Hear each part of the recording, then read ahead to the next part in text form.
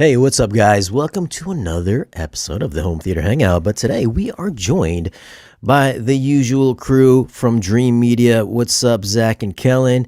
And then we've also got a special guest from MADVR. We've got Richard. He's the CEO. How's it going, Richard? Why don't you tell us a little bit about yourself? Thanks, guys, for having us on. This is always exciting to see you, especially virtually. We're happy to be here. The MADVR MV, for those of you who don't know, it's a video processor that goes in line between your typically your AVR and your projector, your display, and it has all sorts of different bells and whistles, ways to make the image really pop and add a lot of excitement to the theater in several different ways, which we'll get into. So that's it in a nutshell. And Zach, how do you guys use MADVR in your installs? Yeah, absolutely. So, we're always on the hunt here at Dream Media, trying to find the latest and greatest for you guys so that you can make educated buying decisions on what to put into your home theater. MADVR is paving the way. I would consider them the ultimate video processor. Nobody in the industry does it better than them.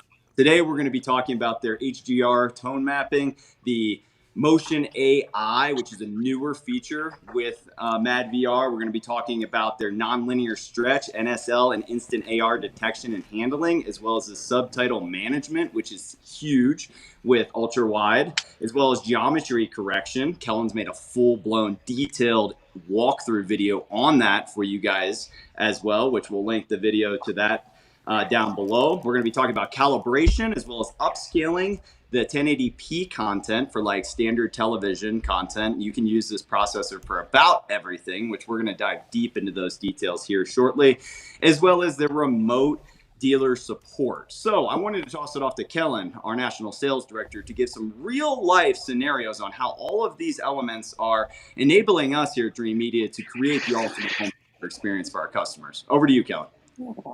Yeah, thank you guys. So, first and foremost, I think the most popular way that we use MADVR is going to be the nonlinear stretch. A lot of customers don't want to see the dreaded black bars, so to speak. And so with the MADVR, we're able to kind of eliminate those black bars. We're able to take 16:9 content and do a very good job of disguising to make it fit a anamorphic or a CinemaScope screen, so a 240, 235 aspect ratio. And subtitle management is another good one. Whenever we're running a CinemaScope screen with 240, a lot of times those subtitles are shot below the screen onto the wall or onto a piece of fabric to be lost and never seen. So you have no idea what people are talking about in a movie. MADVR will kind of bring those onto the display area.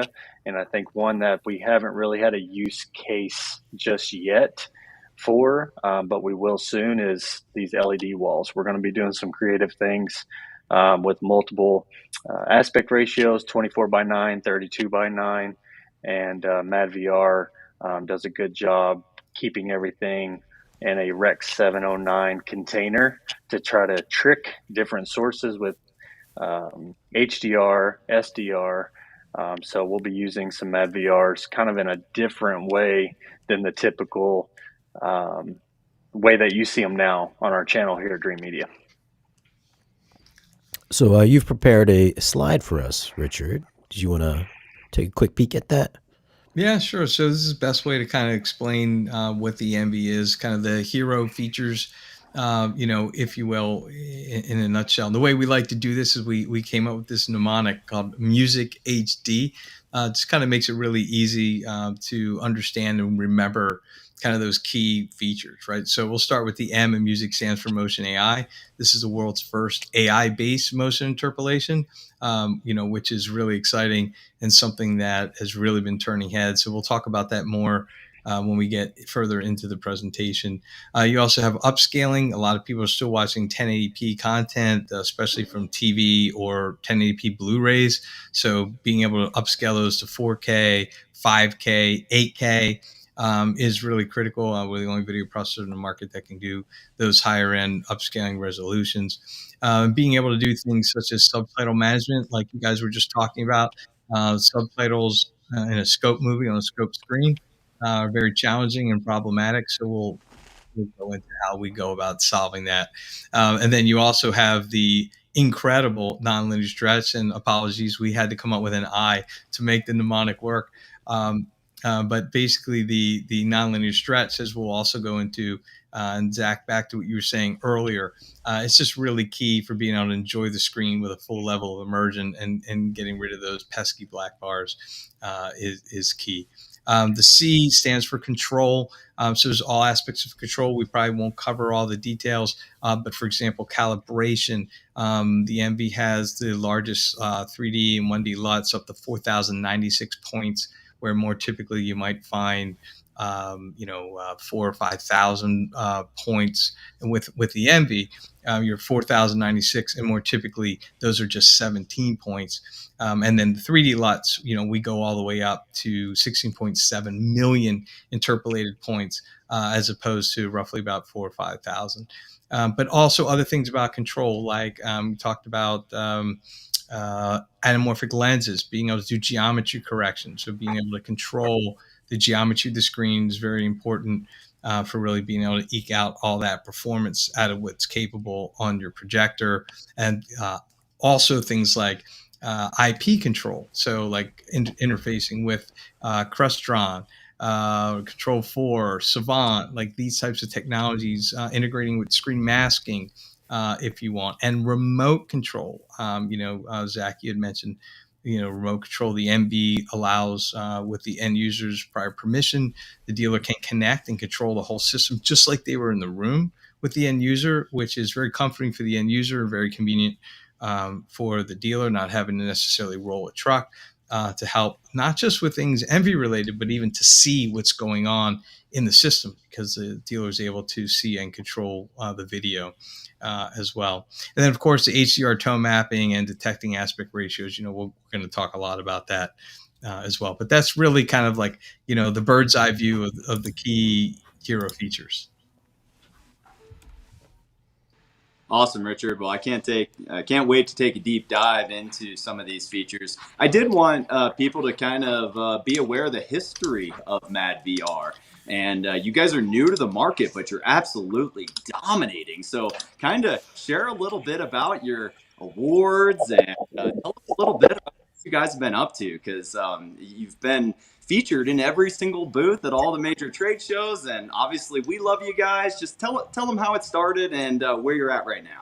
Yeah, thanks, Zach. No, I appreciate you saying that. On the awards, we're very proud about that. We won several awards at CEDIA. Last year, for example, we won 5 awards, including CEDIA's Best New Hardware Product Global. That was really exciting. In 2024, we've already won several awards, even though we're a couple months in, including AVS Forum top pick for 2024. So we're very proud of that. We're working hard for that, and we really appreciate that recognition. The company really started as my need for this, right? At the root of things, I'm a enthusiast, a movie lover. I want the best experience, and I built my midlife crisis theater, as my wife likes to call it, about 5-6 years ago. And everything was, I got to tell you, came out great, right? The furniture and the chairs were comfortable. The sight lines were exactly as designed. The audio sounded great. The lighting looks phenomenal. Just really love it. But when I would kick back and try to enjoy it, the video was driving me crazy. Like the HDR was too dark, highlights were blown out. Dealing with the motorized lens memory and these aspect ratios was just driving me nuts. And so I looked around in the market. There was nothing really out there that was a video processor that I wanted for myself and my theater. And I knew my partner, Matthias, who's my co-founder and the inventor of MADVR, I knew about his work that had been done on MADVR and algorithms, kind of in the underground, if you will. And he had basically been working on this stuff for about 10 years, right? So I'm a serial entrepreneur, and I approached Matthias and said, hey, you ever thought about making this into, a business or commercializing this? And he said, I'd love to one day, but I'm always so busy with everything. And so it was really a match made in heaven. I run the whole business side of things. He runs the tech side of things. And fast forward to today, we launched in 2020. And now we've got customers and distribution in nearly 40 countries. So it's been a really wild ride and experienced a lot of continued growth. So we thank our exceptional dealers and distributors and partners for that, and for helping champion the product, as well as our customers are the best customers. They really are passionate about the product. And I like to tell people, like, I might be the CEO, but at the end of the day, I'm one of the product's biggest fans, right? And the features you see are things that I push and ask for, just like an end user will. So with all of us in the company being movie lovers and really into the experience, it's easy to get passionate and share that passion with all the customers. So that's really a brief history in a nutshell. Congratulations, Richard. Yeah, thanks. You guys are just killing it. I love it. Make sure you keep it up. So now I want to take a deep dive into these features that we just reviewed. So Shane, if you could pop that visual back up so that he could really take a deep dive into each individual category with an on-screen visual, I think that'd be very helpful for the audience. Guys, we're trying to make this a very informative, long format video for anybody who may be considering MADVR. So we're gonna take our time today. If you have questions, we're gonna address all of those at the end of the live stream. I really appreciate everybody's support. All right, off to you, Richard. Yeah, so might as well start with what it is physically, right? So this is the MV Extreme Mark II. The MV Pro Mark II looks essentially identical. We released this product back in April. It was the second generation MV. Big differences here is the case and the aesthetics. So this is a 4 rack unit, beautiful 20 millimeter front laser etched case. It looks great, feels great to the touch. It's exceptional emphasis placed on cooling and quality of the components. So one of the things we wanted to do, the MV previous generation had a 3-year warranty. So we really wanted to offer a best-in-class 5-year warranty, just to give the extra assurance to the customer that we stand behind the product, we believe in the product, and we feel that the quality control and the components are at such a level that we can do that and make that something that the customers really appreciate. So that's kind of a look at the front. The cooling is there was a lot of emphasis on the cooling design. It uses a massive GPU inside these things, so anyone that has like a gaming rig can know how loud and how hot those run. So one of the key designs was to make the MV silent and run cool. And we were able to achieve that through some engineering, which involves 340 millimeter fans along the side and 220 millimeter fans. You can actually see in the reflection, you can actually see the vents for those kind of under the horizontal bar in that reflection. Those are your 120 millimeter vents and or fans. And then the vents on the top and the open vent design on the back really help keep the unit cool to the touch and whisper quiet. I mean, we've got different modes for running it in rack mode if you don't care about the volume, or if you really, some people, they have the rack 2-3 feet from them, and so we wanted to remember those as well, and those needs. So we actually have a silent mode, and you literally cannot hear the unit unless you're within a couple of feet of it. Another little fine touch too, you saw the light on the other side. There's a little toggle switch that you can't really see here, but underneath the unit, you turn that light off if you got that rack 2 feet from you. So, a lot of attention to detail. Let's flip around to the back side now. So this is the back. So you can see here, you've got your one input and your zero latency pass through, along with your output connection for LAN. And the remote control is beautiful, backlit remote. We'll show you that next. But it's IR and RF, and allows you to do all sorts of things. So you can put it in the rack, go into the next room, and still use it, just fine. The signal chain, like I talked about earlier, you're going to go from your sources into your AVR, and then from your AVR into the MV input, and then out where it says output to your wall or your projector or your display, whatever it may be. And you push a button on the front and you're up and rolling. If you want to move ahead to the next one, just a quick look at the backlit remote control. We've been getting a lot of great feedback on the remote control. People are really happy with it. Feels great in the hand. Where is that? Here, I have this here. If you want to zoom back on me, I'll just show you a little behind the scenes. This is, I don't know if you can see it, maybe with the lighting. This is kind of how this remote control started. Right. So everything is meticulously planned out with the 3D model, tested in our hand to see how we like it, making sure that every nook and cranny is designed to provide that perfect experience, perfect weight balance, ergonomically ideal. And it's really cool. People love the fact, not just the backlighting, but you've got range up to 30, 40, 50 feet. So this can be in your rack, and you can use it still from the other room for those that don't have a control system. Oh, so it's RF. Yeah, there's actually a switch on the underside where the battery compartment is, where you can actually switch between IR and RF. But almost everyone uses it in in an RF type of situation, and it's really great. Those colored buttons you see are what we call flex keys. So it allows you to assign those to any functions that you want.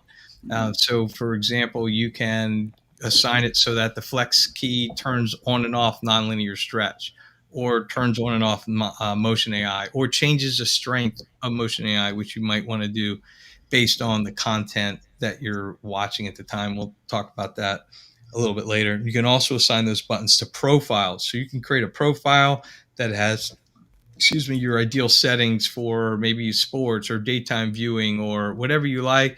Put those in one profile, and you assign, let's say the blue button to activate profile sports, and then you click blue and you're up. So it's great for those who not everyone has a control system. And so these are really important factors to keep in mind to just deliver that, that really exceptional experience that we are striving for every day.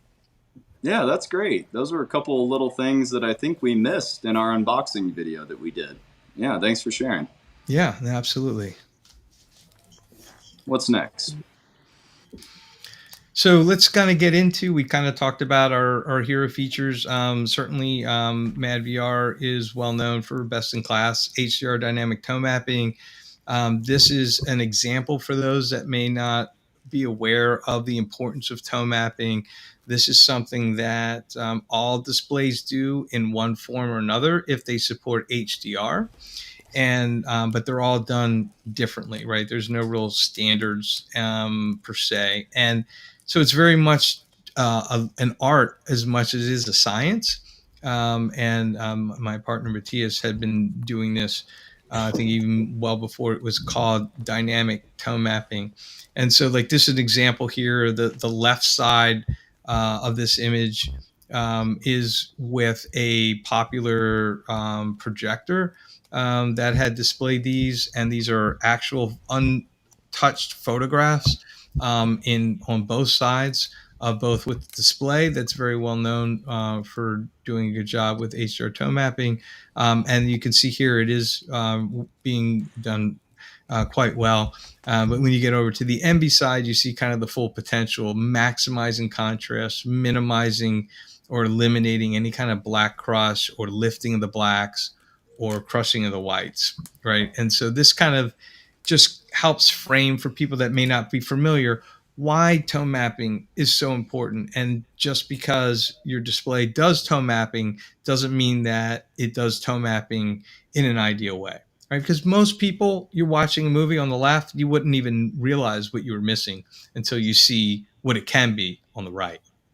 Yeah, it's pretty impressive, guys. Kellen, maybe you can give a little insight as to some real life scenarios where you have seen insane performance with and without the MV.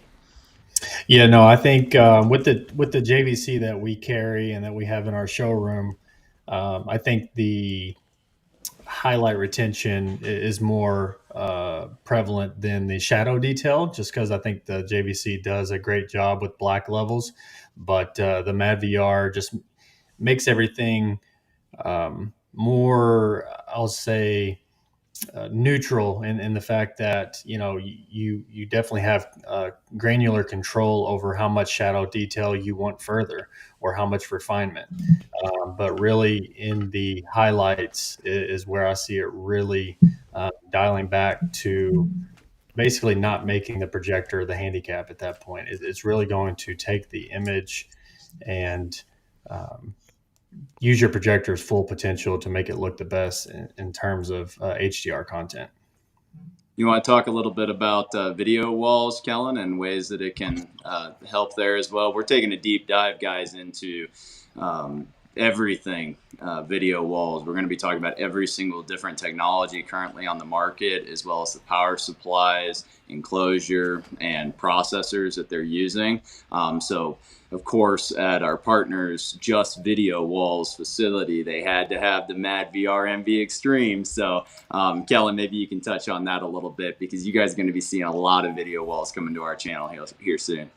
Yeah, so whenever you're running a multi-aspect ratio or a 24:9 or a 32:9, if you're trying to incorporate a standard 16:9 with two additional, picture-in-picture is the best way that I can describe it. You're going to have the opportunity to have, multiple sources. And with that, you're going to have difficulties with the containers that those colors and the video lives in. So you're going to have your standard SDR content, and you're going to have HDR. If you try to send SDR content while it's trying to read HDR, or if you're trying to send HDR to SDR, you know that there's going to be issues. If you've ever ran across it, you can see sometimes it's like a lime green with pinkish. Just doesn't look right on your display. So the MADVR does a good job of keeping everything kind of in a SDR container, whether or not it is an HDR. And Richard, you can probably elaborate on it further too, but it's really going to help in the video wall spectrum whenever you're having to go through one of their video processors in terms of where the actual sources get displayed on the actual wall itself. The MADVR is going to help take multiple sources, whether it's HDR and SDR, to play nicely on the display wall or your display. Nice. Yeah. There's a couple of features that I really want to take a deep dive into that was notable with video walls and the MADVR, but we're gonna be touching on those things shortly. So Richard, I'll let you continue forward with your presentation here. What do we have next, Shane? Let's question for you really quick, Richard. For people that want to buy this, is this relegated to only projectors, or can you use this with TVs? Anything else? Yeah, no, I mean, any type of display will benefit from the MV. I saw someone ask a question like, hey, Ariel's asking, hey, should an Epson LS12000 look similar to the NZ9? I think the real question becomes yes, just as long as you don't then also put an MV on the NZ9, right? So it is a great equalizer. We always like to tell people from our experience and the feedback that we get that it doesn't really matter if you put it on a $5,000 projector, it can potentially outperform a $30,000 projector. But if you put it on a $30,000 projector, it can outperform a $100,000 projector in some cases, and so forth. Not in every area, but you get the general sense. So the whole key is have an MV on each display that you're using it on. And so it's great for projectors, especially if you've got a scope screen, but also for video walls. And we're going to talk more about like motion AI and HDR toe mapping, why that's all critical, along with nonlinear stretch on these video walls when we get a little bit further in. If you have one of these large TVs that are coming out, like say 100-inch Hisense or 115-inch TCL with a Dolby Vision, would I want to put an NV on that? Or since it has Dolby Vision, would the NV outperform a Dolby Vision disc or content for tone mapping? Yeah, no, it's a great question. It's a fair question. So I think you have to look and compare the two.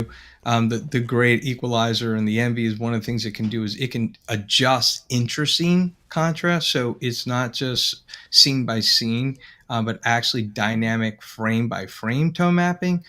So for example, if you had someone in a dark bedroom and there's a candlelight in the background and the lighting is just right and the contrast is maximized, if someone was to sit up and lean forward and now all of a sudden their shoulder is blocking a lot of the light coming out of that candle and the image gets a lot darker, at this point the envy will very slowly, without you knowing it, continue to optimize the contrast of what's going on in that frame, and it's looking several frames ahead.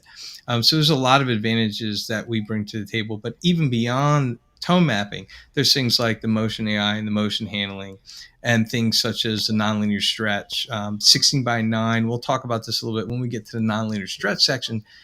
But nonlinear stretch is phenomenal for people that have 16:9 screens as well, to be able to bring back some of that lost immersion due to those giant black bars on the top and bottom of the screen. Right, when you're watching a scope movie on a 16:9 screen, it can be brutal, right? And we've all kind of felt the wind come out of the room when, you see a movie come on with scope and you got this big bars, and the wife is like, "Oh, it's one of these." Like, well, yeah, they're mostly one of those, but these are ways that you can use a product to combat that, and I'll highlight that as we go forward.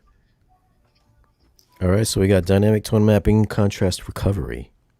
So this is just an example. Like our dynamic tone mapping consists of several different layers that are patent pending.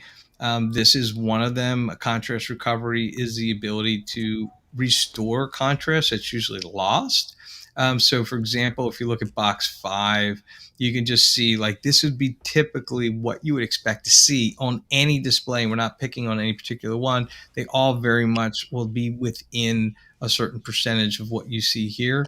But you will not typically see what you see in the with envy section unless you're with an envy. You can see all that detail and like around the headlights, right, and the trim that's there. Or another great way to look at it as well is look at box 2, those little Lego nubs and the street, like especially like towards the bottom of box 2. Like look how hazy and kind of like grayed out like that area is, that lack of contrast. And this is literally a contrast recovery. And that's why when you look at the bottom of where the with envy image is, in that same area of the street, that is actually much cleaner and clearer. And this also, by the way, these are back-to-back photos taken with the displays, tone mapping on, and then switching over to the Envy to use its tone mapping. If you want to roll to the next one, and I think Kellen, you were really talking about the highlights, and this is our highlight recovery. And so what you can see here is the great amount of detail. So for example, look at the very top of the light dome. On the side where there's the envy, the with envy side, you see all these kind of nooks and crannies and all this texture in there. And then now look at it on the opposite side without envy. It's just kind of like washed over, right? You're missing so much detail and so much content. And even just in the inner ring itself, right? You can just see how much more detail and contrast is there. And the trick is, can you do this while also being bright, right? Because what happens is, if your display is blowing out the highlights, you can kind of turn back the HDR to recover some of those highlights, but then you're compressing the dynamic range and you're kind of defeating the whole point of HDR. You're making the image look more SDR. And so, like, for example, what our dynamic toe mapping does natively and then topped off with some highlight recovery is the ability to maximize that contrast difference even between the very bright pixels that are right next to each other. And that creates that delineation where you can actually see the difference it makes there. Yeah, you can definitely tell when it's trying to do that with other things. The image can look really artificial and muted, but the MADVR does a really good job of keeping those specular highlights super bright looking, but really gaining back a lot of the detail. That's you just uncover a lot of the detail that's in those highlights very well. Right, absolutely, yes. So let's move on and talk about aspect ratios, because this is really critical. And this, it doesn't really matter if you're talking about a scope screen or a a 16:9 screen, or a video wall with 16:9, or 21:9 or 32:9, or whatever your aspect ratio is. The Envy can fit any aspect ratio content to any aspect ratio screen without any need to adjust the projector zoom or to adjust the display and the display zoom. And so there's a couple different aspects of this. Right now, what we're talking about is constant image height, also known as CIH, just a fancy-ish way of saying that the image height is always the same, and that would be the height of your screen. Okay. And typically what happens if this was scope content is when you look at scope content with the projector set, like you would watch it on 16:9, you see the image surrounded by 4 black bars, right? One on the top, 2 down the side, and 1 on the bottom. And then for those with scope screens, you're familiar with this. You either manually adjust your zoom or you press a button and the projector zooms out until all 4 corners fill the image, and that's great. But now the problem happens. What happens when the content now switches back to 16:9? And it doesn't matter if it's going back and forth like it is in this example from Interstellar, or if it's going back and forth because you've played a movie and now you're going back to the Apple TV menu at 16:9. When you do that, and I'm sure a lot of the people in your audience that are watching this will recognize what happens is now your content is spilling off the screen onto the ceiling and down onto the floor. And so then you have to reach for the remote or manually get up and change the zoom to zoom back to the point where now the content 16:9 is back on the screen, right? Then as soon as you select your next scope movie, you're back in the same situation. And so this back and forth is really a nuisance for integrators as well as for customers. And so what the Envy does is it will instantly, truly instantly, without missing a single frame, fit the content to the height of the screen and leave you with these black bars. So if this movie's going back and forth, you don't have to pick, do I want to watch scope and zoomed out, which fills the screen for the scope content, but then when you're watching the 16:9 content, it's on the floor and the ceiling. Or do you want to watch like a postage stamp when it's 16:9, but at least it fits when it's scope, but at least it fits when it's 16:9. And then that naturally leads to discussion of what do we do about the black bars. Yeah, this is the number one reason we use so many Envies. And it's kind of hard to understand because a lot of people are like, well, I got lens memory. Like you said, Richard, I can program those in and just switch back and forth. But you watch a couple movies, and although it may be a first world problem, it becomes real frustrating and kind of annoying very quickly, especially if you've, regardless of what you spend on your theater, you want to sit down and be able to just kick back and watch the whole movie. Those movies where it's switching aspect ratios, I mean, the lens memory really isn't a solution for those movies. What are you going to do? Like, oh no, 15 seconds in, it's about to switch, and then do your lens memory? No, it's not reality. You're not going to do that. So if you want a seamless experience, that's really where the Envy shines. Yeah, I mean, it's really a game changer because it is going to increase the level of immersion It's, there's some people that say, hey, I want to watch as the director intended, and it's your theater, and you're welcome, of course, to watch however you prefer. And there's some people that say the opposite, say, I paid all this money for this screen, and I want to fill it, and I don't want these black bars. They're bothersome to me. And we feel that they have a right to their opinion to watch how they want to watch. But at the end of the day, there's really no argument against using it for sports, right? Because sports is much more, immersive. And when you're watching on the scope screen, like whether you're watching, the Super Bowl or the basketball championship or the World Series, whatever it is, when you're watching these games on the big screen, and it is the big screen, the experience is just in a whole nother league. So if we go back to that slide, I'll show you an example of what we're talking about here.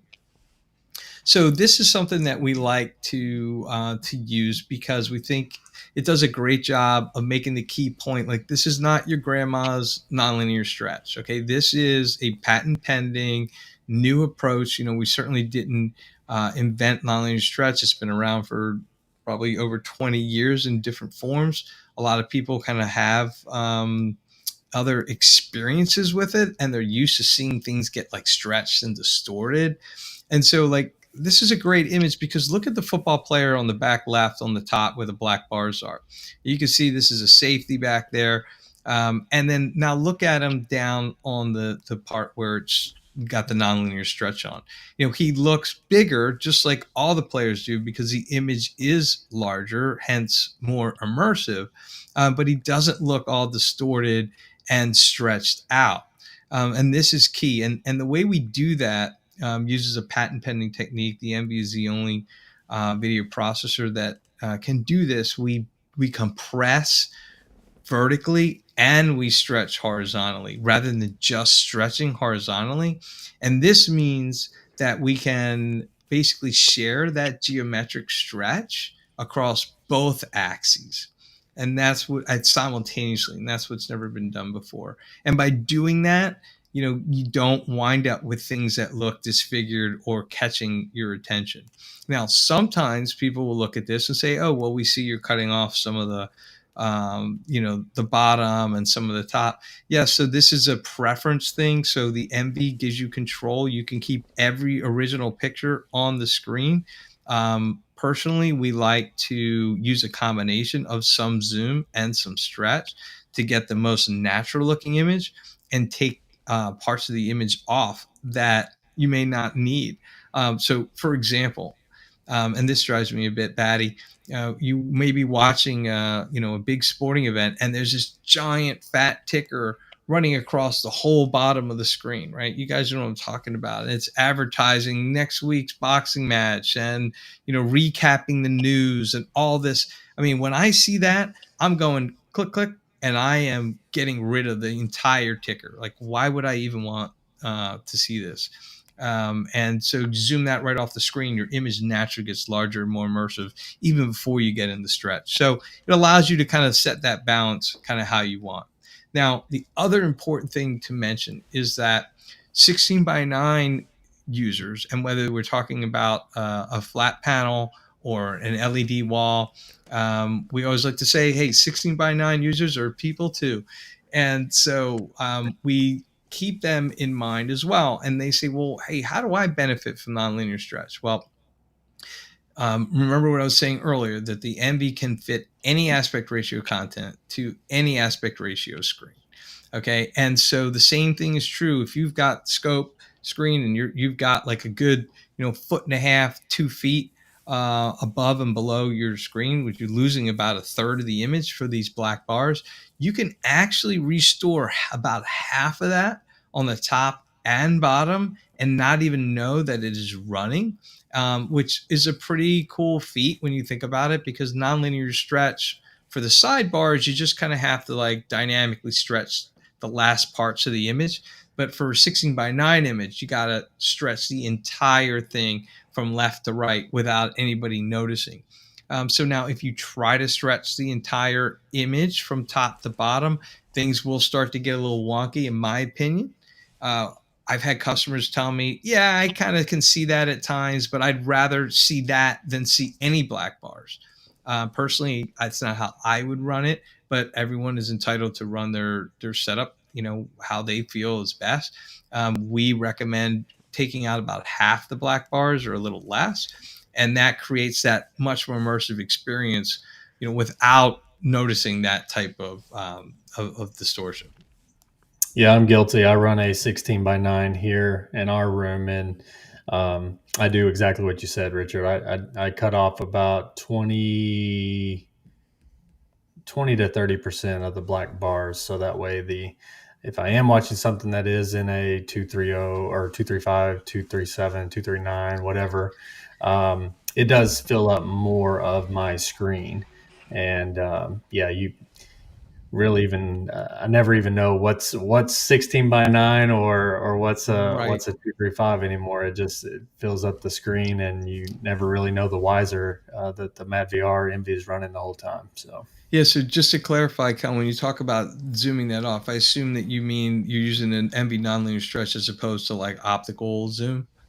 correct. Yes. Sorry. Yep. Yeah. Yeah, no, it's okay. The reason I mention it is some people, like without an envy will use that approach, where you can just zoom and crop. Um, and that can be somewhat effective.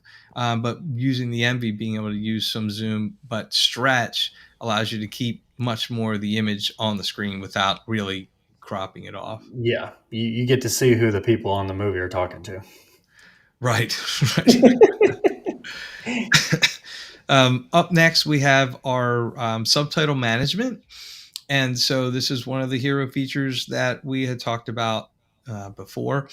And so if you look here, you can see this is a very typical scenario where you've got a scope movie on a scope screen looks like this with or without a subtitle. Okay. And then what happens is you need to use your lens memory to zoom out, and you make it larger and larger and larger to the point where all four corners of the image touch the corner of the screen. And that's very effective. It works very well. Of course, the problem is if you go to the next screen, what happens to your subtitles, right? So your subtitles then move with the whole image. And what was supposed to be now in your black bar is now on the masking and on the wall. And it's even worse when it's 2 lines of subtitles, 3 lines of subtitles. And same thing for the top, right? So, sometimes you get closed captioning or things on top, like, doorbell rings or, something along those lines with 1 or 2 lines at the top. And so that can be obviously very distracting. So we wind up being forced to run like we saw on the previous slide, where you're essentially in kind of postage stamp mode. And so what we do instead, if you go to the next slide, we have it so that you can run the whole movie when there's no subtitles like this. And then if you go one more slide, please. When the subtitles come, we just bring back enough of the black bar to fit that subtitle. Okay. So, for example, in this case, we had 1 line of subtitle. We've got room for that. There's settings for how much padding you want, if you want extra space. What happens when the second subtitle line comes, right? We'll make room for the second one. What happens when the subtitles change on the top, but not the bottom, right? So imagine 2 lines of subtitles on the top, 3 lines of subtitles on the bottom. We dynamically will adjust on the fly. And here's a nice little interesting tidbit. Um, what's really interesting here, if you think about what we're doing, is we're shrinking the image down, right, to make room for this black bar. But notice you would expect to have corresponding black bars on the left and right side as well, right? Because it's all being shrunk proportionally. What we're doing is we're layering just a little bit of nonlinear stretch to then get rid of the sidebars. So it's a beautiful kind of 1-2 combination to deliver, this experience and be able to enjoy the movies with the subtitles however you want. Now, sometimes people ask, well, how do you keep that black bar on the screen, right? Because it would be distracting if every time the subtitle went away and came back, the movie size was jumping back and forth. And so you actually have a setting called stickiness, which is separate for the top of the screen and for the bottom of the screen. And you can set that however you want. I think the default is like 15 seconds. I personally run it at 5 seconds. I want to get back to full screen as quickly as possible. There's some people that say, I don't want to see it moving at all during the movie, in which case you can set it to, there's literally a setting that says until the end of the movie. And when you set it to onto the end of the movie, it'll adjust for the subtitles that it needs when subtitles are in the content, and it'll hold it there till the end of the movie, and then it'll go back. So it's very customizable, just like everything else in the Envy, to deliver the experience that you as a customer want.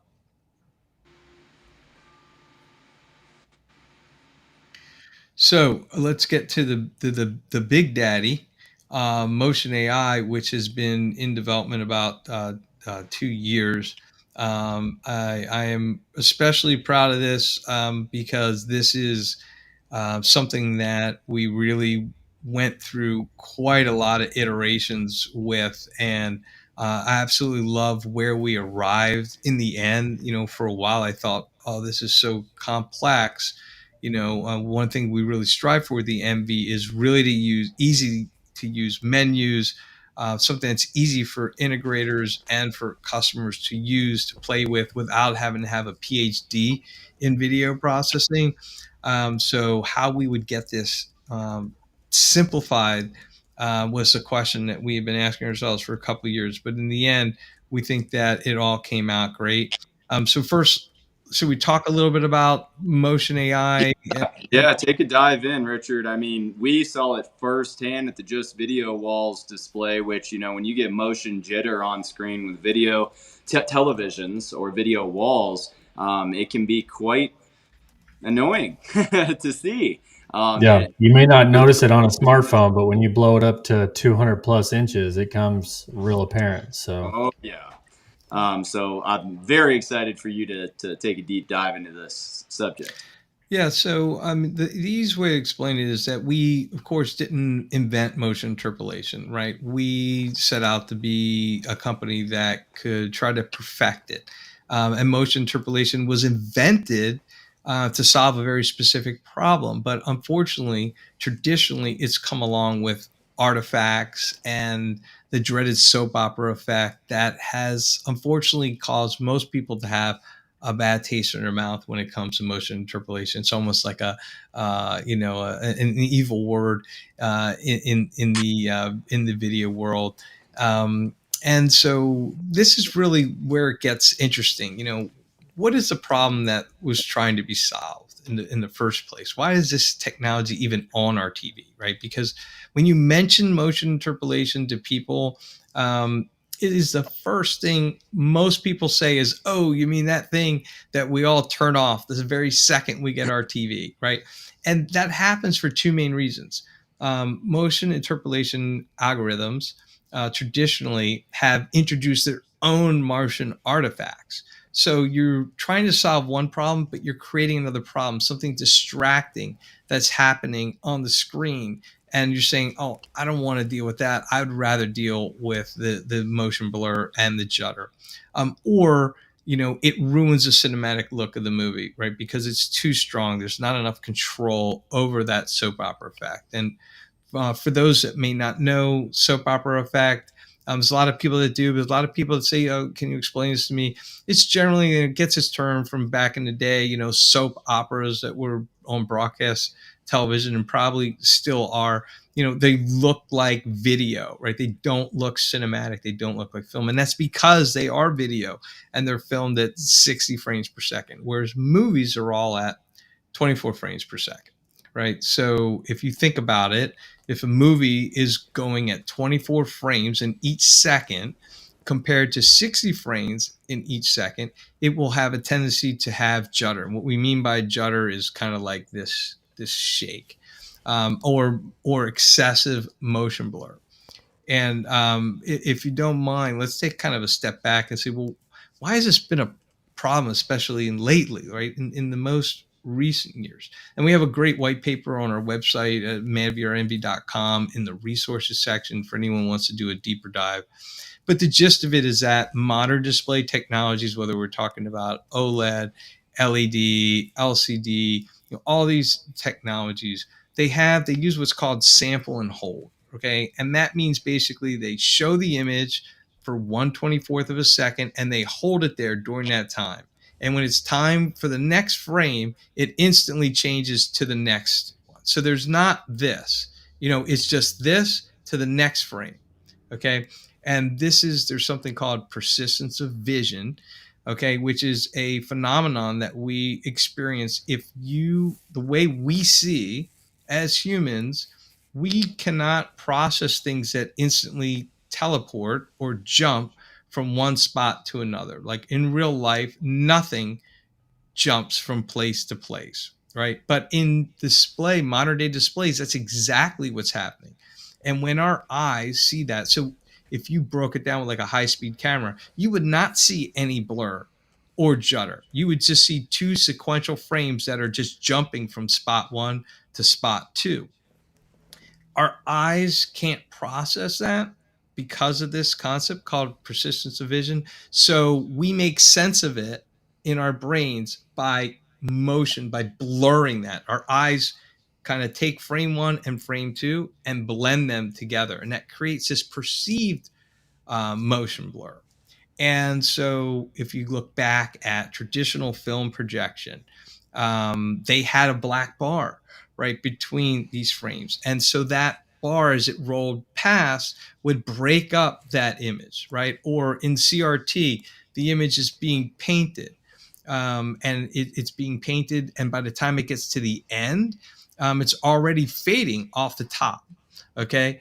And so what we're doing now is we've come up with a way to, if you look at what we're trying to solve, is how do we get this image that's using sample and hold to not create this, right? So back to CRT, by the time the image is done painting at the bottom, it's already fading off the top. Again, breaking of vision. And same thing with plasmas, right? Plasmas did not have this issue either, because the way the plasma gases worked is they would get excited, but then they would kind of fade. So that's the real difference, right? Whereas modern day displays, they don't have that ability, and it's persistent. So motion interpolation was invented as a way to try to defeat the sample and hold effect. And that's essentially kind of what got us into this situation. But like mentioned, because of soap opera and motion AI, you run into other issues. So if you could bring that slide back where we last were, Kellen, or Shane, I should say. Absolutely. Incredible explanation there, Richard. I don't think I've ever had it explained to me like that before. Yeah. Thanks, Zach. And like I was saying, there's a white paper. It's not overly long or overly technical that really kind of talks about this in detail and the science behind it and why this happens. So these are traditionally motion interpolation causes things like pieces of images to disappear, where you see on and off here in the top left. It's hard to see here. I don't know if you go a little bit stronger, but like part of his face is missing. I believe this is from the opening of Skyfall, the motorcycle chase in the beginning. And so if you look, like you can see where it's off, forget the color difference that's just in the camera, but you can see like part of his face is actually disappearing where it's on. Or the lady in the red dress, like you could see her leg is literally like in two pieces. Likewise, if you zoom back out a little bit, you see the halo effect around his head, or the broken blinds. Like all those lines are supposed to be connected. Or the young lady in the bottom right, this kind of profile, if you follow the kind of red marker around that, you can see the giant halo and blur that's occurring from there. So these are the kinds of things that have plagued motion interpolation algorithms for years, and one of the chief complaints. And what we did is we set out to use AI and machine learning to create algorithms to be able to solve this, which had never been done before in a dedicated video processor. The NV is the only such product where you can get this type of processing in a processor, especially AI based. And the other issue is the soap opera effect, right? And this is a hotly debated topic and something that we have a lot of great conversations about with people in the industry, across the industry, as well as customers. And it's a really interesting thing because some people just really do not like any form of motion interpolation whatsoever. And they say, hey, I want to watch as a director intended, right? And that means I turn off all motion handling. However, as we just talked about, you have these inherent displays like with sample and hold. Just because you turn off all the motion handling doesn't necessarily mean your display is rendering it how the director intended, because these displays can oftentimes lead to exaggerated motion blur and judder. Okay. And so we have like a very low mode called cinematic.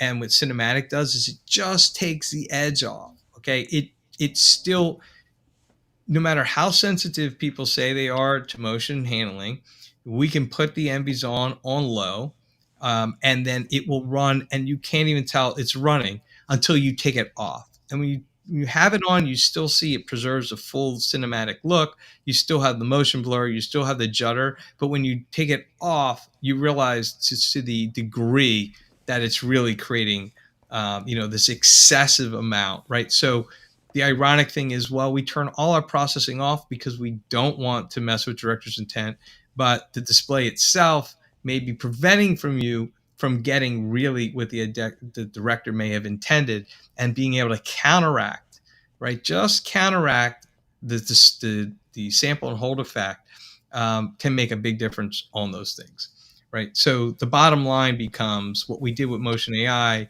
in addition to minimizing the types of artifacts that motion handling can introduce, we've also created an entire variable range of control that you have on the soap opera effect. So whether you are a purist and you really don't like it at all, you can use just a pinch of it and still have great benefit while preserving the full cinematic look, all the way up to something really what we actually have in a mode called Insane, and now an Insane Plus, which is really over the top, super strong. And again, it's a personal opinion. Some people like it, they want it.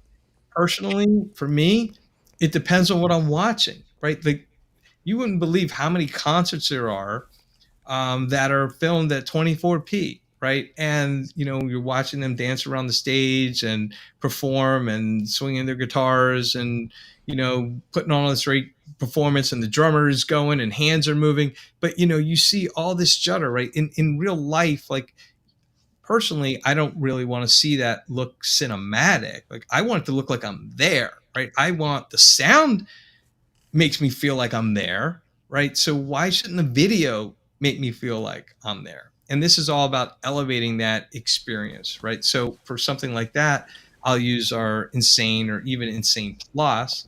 One of the cool things that we're doing is we're driving these displays now at 120p. So a lot of people, maybe they do some gaming at 120p, but you're watching 4K 24 now at 4K 120, while it actually still looks like 4K 24, which is pretty cool. Or you're watching it at 4K 48 or 60 if your display doesn't support either.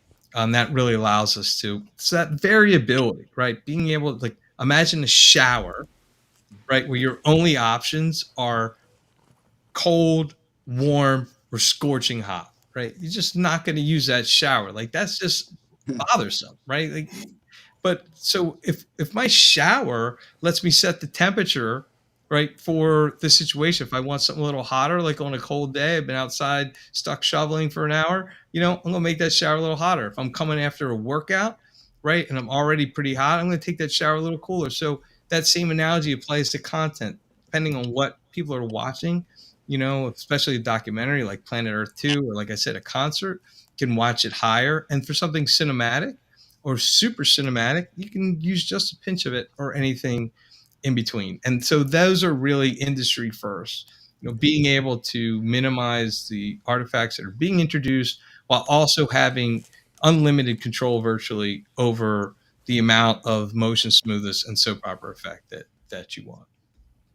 Simply incredible, Richard. And I was excited to hear more about that Insane Plus mode.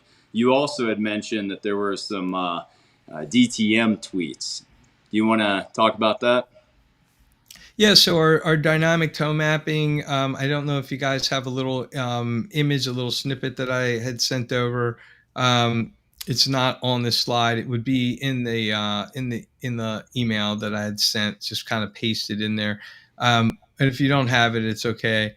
But essentially what this thing does is allows you to tune how you want the toe mapping to work. Okay. And what do I mean by that? Well, this is its own deep dive, so I'm just going to keep it really surface level and simple in the interest of time. But essentially, HDR for home cinema is oftentimes coded in a way that cannot be reproduced by today's home cinema technologies, right? Like 4,000 nits, and something's designed to be super saturated and super bright at the same time, right? And you cannot achieve both, right? So it's up to the tone mapping algorithm to say, wow, okay, this is supposed to be super bright and super saturated. What am I supposed to do with it? Because it literally cannot achieve both at the same time because the display is not able to do that. And so these types of new controls that we've added just in the past few weeks allow you as the end user to set what you want the preference to be. Do you prefer it to look a little brighter and a little whiter in that kind of situation? Or would you rather it be a little bit darker but more richly saturated? And so in the past, the Envy would make that decision for you. But now we kind of expose a couple of high-level controls. The default is balanced, right? Where we have, from talking with hundreds of customers and showing them and people that have provided an amazing amount of feedback and help with, kind of honing in these features. We know kind of like where balance should be.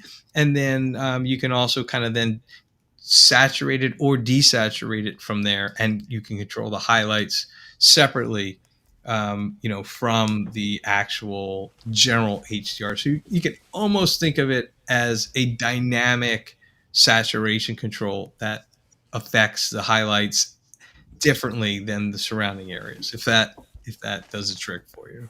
Yeah, no, absolutely. I appreciate it, Richard.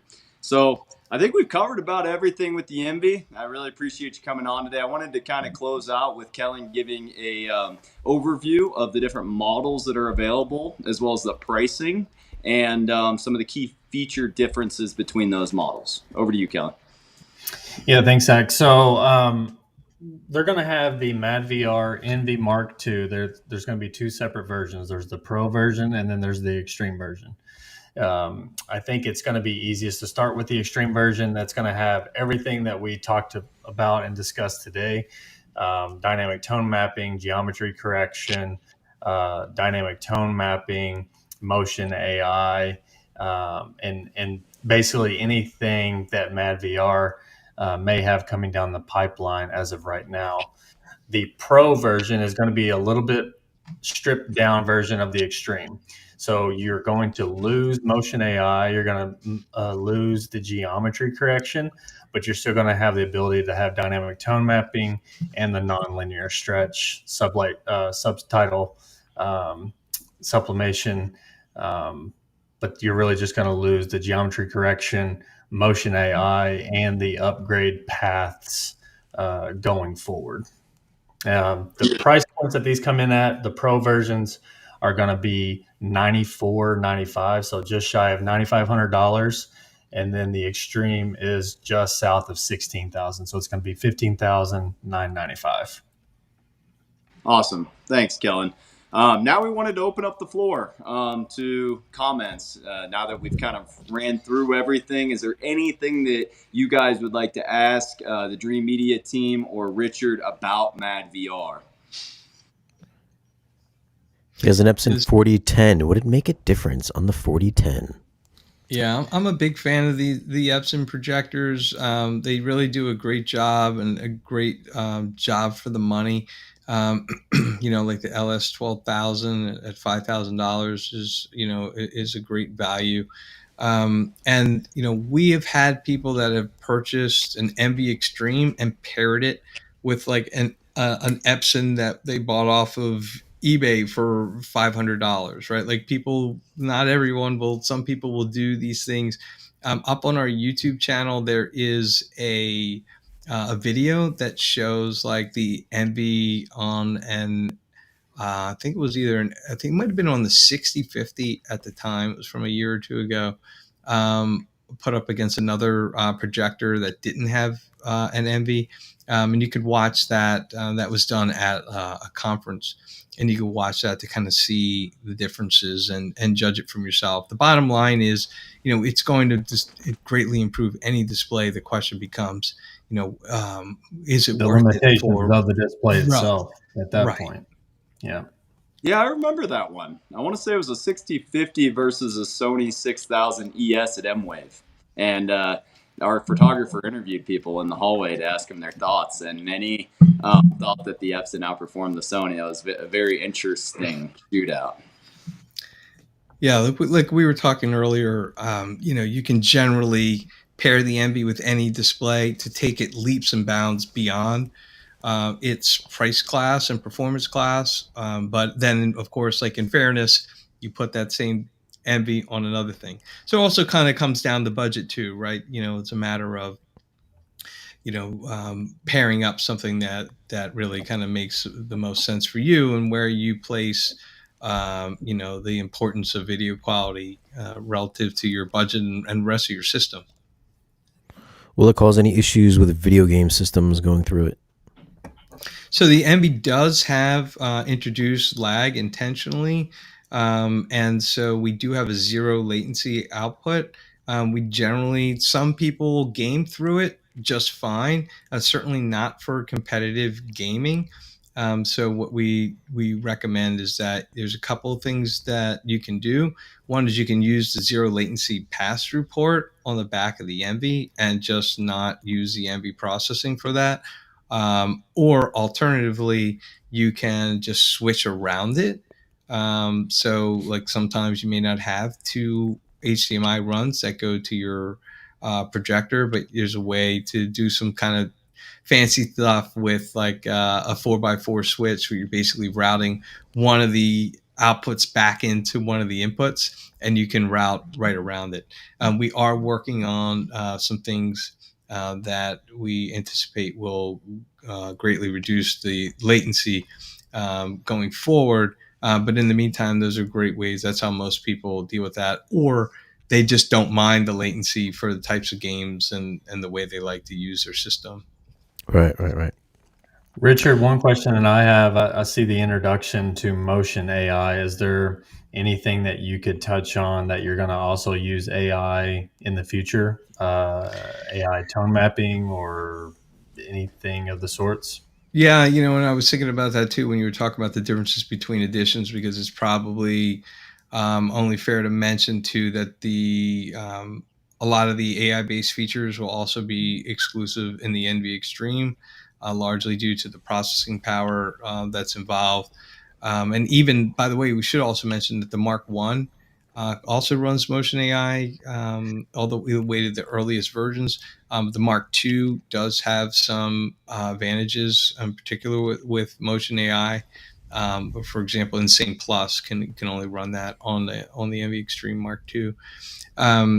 But yeah, so I mean, there's not specific things I can really talk about just yet. But we do have AI training and things going on where you're going to see more AI-based features, things that have been done in the past without AI that is going to take things to another level with adding the AI approach, just like we've done with Motion AI. Cool. Awesome. Can Maybe you, big announcements at CEDIA time then. Fingers Yeah. crossed. We'll be sure to update you guys with any and all updates from MADVR. Stay tuned to our YouTube channel, Shane Lee's YouTube channel. Shane, we have any other questions, or do you have anything you'd like to ask Richard? Can you upscale all content to 8K for supporting projectors? Yeah, so the NV Extreme is the only video processor on the market that, in addition to having features like subtitle management or the way we do nonlinear stretch, or the massive size LUTs that we support, we also are the only video processor that can upscale beyond 4K. So we can take any resolution up to and scale it up to 8K. So depending on the capabilities of the display, the same way you would generally want to use an NV to upscale 1080p to 4K for your display, is the same way that you would generally want to use an NV to upscale 4K to 8K on displays that can support it. So that's really going to be difference in detail and fine level detail. And I have to say that the differences are not going to be dramatic, Right. but usually for our audience, it's all about performance. And the reason we're all into this and have products across all sorts of price ranges, people like to seek out that exceptional level of performance. So being able to upscale from 4K to 8K really can offer some nice benefits. Yeah. Here's a question. The AI update. Are you able to give the owners designated settings for the Mark 1 and Mark 2? I've just updated my Mark 1. I was hoping suggested setting. Thanks, gentlemen. Yeah, I understand the question. So I was thinking for a second if I might even try to pronounce this username, 3. So it's a great question. Essentially, if you've updated to the very latest version, I think we're on firmware like 1.8.0.2 right now. We've greatly simplified all the options. So essentially what you'd want to do is make sure that the output frame rate is set to auto. Okay. And then you turn Motion AI on the settings to on for movies. Also for sports, if you want to do that, like it's really cool. We're doing 4K, and it mentions, but we're doing like 4K 60 to 4K 120. And watching sports like that is really neat also. So that's kind of cool. But right now it's so simple. So it used to be very complex. You had to pick from all sorts of different sliders and numbers, but we've, once we got down to that release mode, we have it set. So you have essentially 5 different looks. You have cinematic, low, balanced, high, insane, and I guess now also insane plus. And so you just pick one of those, and that's going to get you to where you want to be. For those that are very adventurous, we also have a custom setting in there that lets you get in and mess with the old school sliders to really fine tune or kind of create your own look, if you will. But largely that's really not necessary anymore. So the bottom line is you've got now these 5 core presets. Best advice is to set the auto.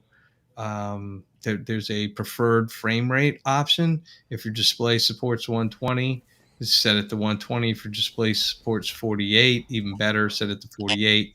Otherwise, you're going to be running at 60, which is fine too. Just doesn't have quite the same level of control and refinement when you're going from 24 to 60 than you do from 24 to 48 or 120. So hopefully that answers your question. Are NV Extreme users of the Mark 1 missing out greatly from Mark 2 versions? I do not think so right now. I mean, a lot of people ask like, hey, like what are the core differences and should I be upgrading? And the reality is the Mark 1 is still a very, very capable unit. There is there are units available for pre-owned because it's part of the Mark II trade-in program. People will trade in their Mark IIs. are Mark Ones, and those Mark One units get sold as authorized pre-owned units. And so those units are super, super capable. Would you notice a difference? Well, you've got double the amount of horsepower in the Mark II, essentially.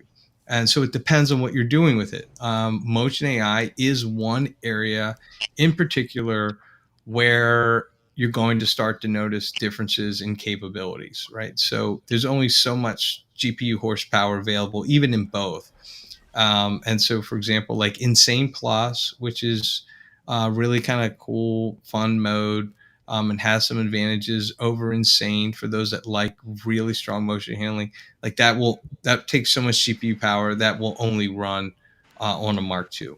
A Mark One, there's actually, trying not to get too far into the weeds, but there's something like 4 or 5 different AI models. They have Dragon Mouth, a hybrid 2, Big, all these different models. And so the MV will automatically pick the AI model to use based on situations such as frame rate, such as how many features are on and what you're asking to do, and whether you have a Mark One or Mark Two. So the experience can be enhanced on the Mark II, but I wouldn't say that it is make or break, type of thing. Now, as the products continue to evolve, we roll out more AI-based features, the gap's going to continue to grow. But as of right now, my recommendation is, if you're happy with your Mark One, and that floats your boat, then maybe stick with the Mark One. If you're interested in upgrading to the latest and greatest and like some of the other improvements that it brings as well, then there's always a Mark II option as well. What if you just want to keep it as pure as possible? You just want that aspect ratio switching and the tone mapping. Should I stay Mark One or go to Mark Two? Well, I mean, in that case, you'd be good with either Mark One or Mark Two, but also most importantly, an MB Pro, will do the job there as well. So I think Kellen did a great job summing up some of the key differences. So things like upgradability in the future are not particularly important to someone, or things like motion AI or geometry control, upscaling beyond 4K, these types of things. You can find that the Pro is just an exceptional solution as well. This gentleman's question, I think this is totally different than you guys, right? The MADVR for HTPC and the software? No, it's all kind of comes from the same place. So yeah, Motion AI is a feature exclusive to the MV, and not just the MV, but also the MV Extreme. Will a paid MADVR software edition come out? I can say that this is a topic that we'll be happy to talk about at some point, in the future. So feel free to email us, for any more information about the MADVR for HTPC. Hey, interesting. Well, all right, Richard and Zach and Kellen, thanks guys for hopping on the stream today. Hopefully we got enough information out there to inform future buyers. What is that? Can we do one of these here? All right. So, all right. So thanks. Listen, I'll leave some links down below in this video's description if you want to pick up a MADVR or anything from Dream Media. Zach, Richard, Kellen, where can they find you guys for future updates? Yeah, definitely, guys. Stay tuned to our YouTube channel over at Dream Media. We'll be putting out content every single day, bringing you the latest and greatest technologies in the industry. But keep in mind, we don't only sell MADVR. What we really do here at Dream Media is different from the rest of the industry. We like to look at the whole picture. We like to take a look at your space and really tailor a package specific to your exact situation, your room, and your budget. And it's free. We offer free video consultations because we want happy customers. You look around in every single state around the country, you're going to see Dream Media is 5-star rated. And that's because we take care of our customers and we hand curate these packages specific to your needs. That's all I got for you. Guys, we're nationwide. We'd love the opportunity to earn your business. Thanks for having us on, Shane. Yeah, man. Yeah, thank you, Shane and Kellen and Zach. It really was a pleasure to be with you guys here today. These are always a lot of fun with you guys. Yeah, nice to see you, Richard. Thank you. Don't forget to like, share, and